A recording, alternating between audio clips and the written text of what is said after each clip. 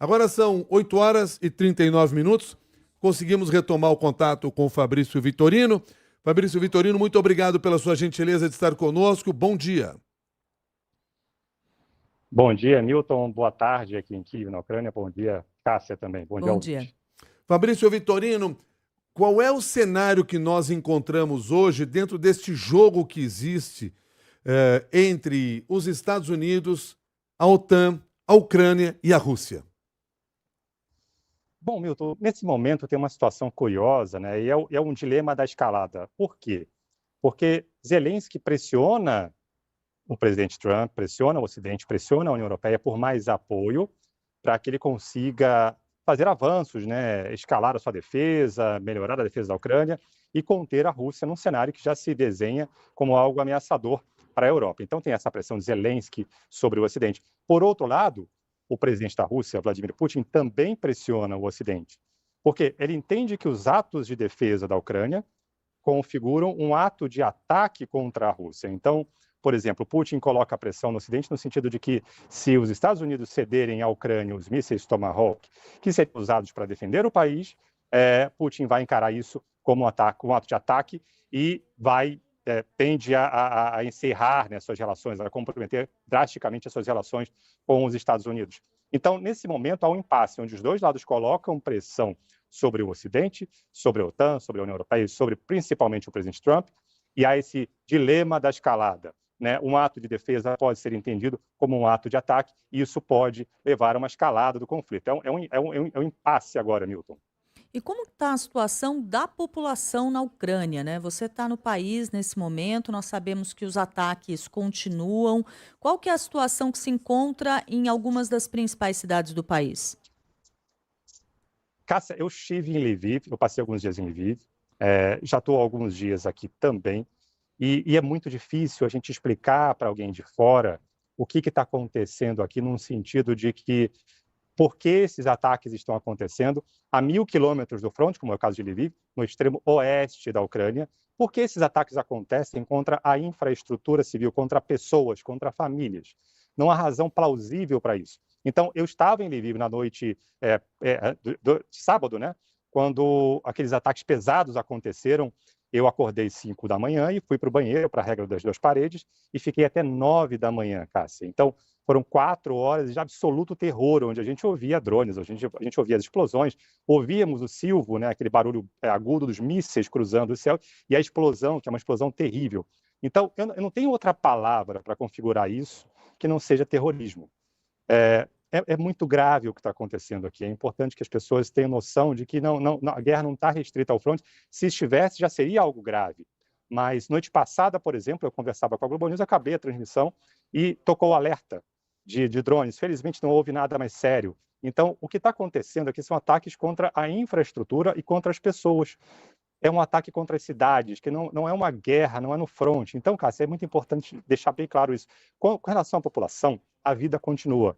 A resiliência das pessoas aqui é um negócio impressionante, né? Então, ontem, 9 horas, os ataques pararam, o alerta foi levantado e deu meia hora.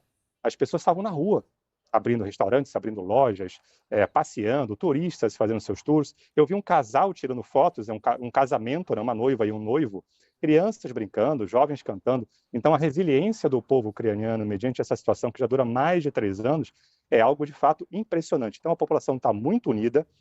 O apoio a Zelensky é muito grande. Claro, é uma democracia aqui, então é possível criticá-lo.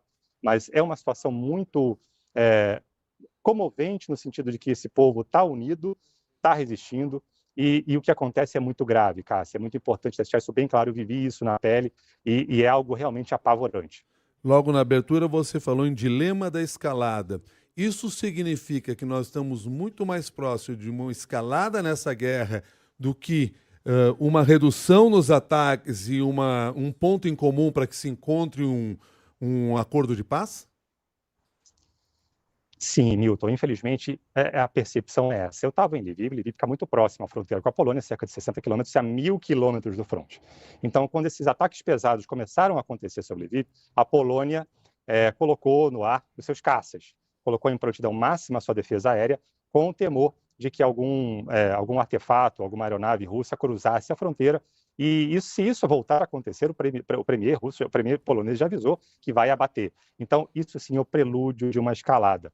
O ponto desse dilema, Milton, é que Rússia e Ucrânia não têm que a gente chama de common ground, né? Um território comum onde haja negociação.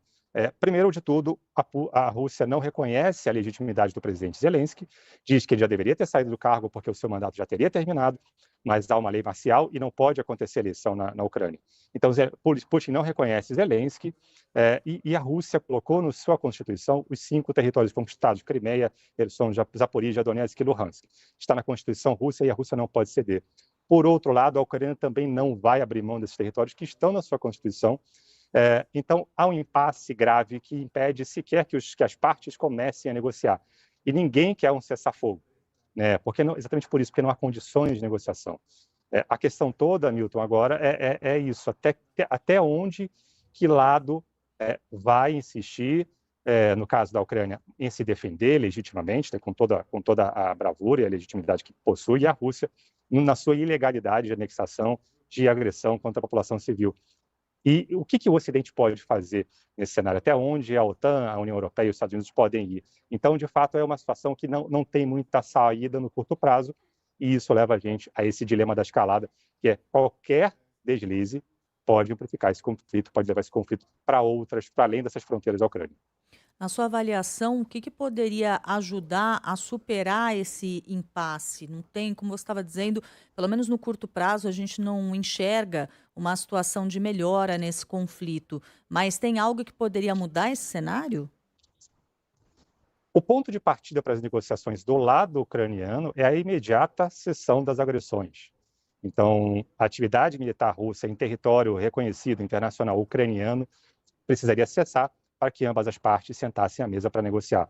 A Rússia já se recusa a fazer isso, porque ela tem variadas razões, e hoje é curioso, Cássia, que a liderança russa já não fala em razões da guerra.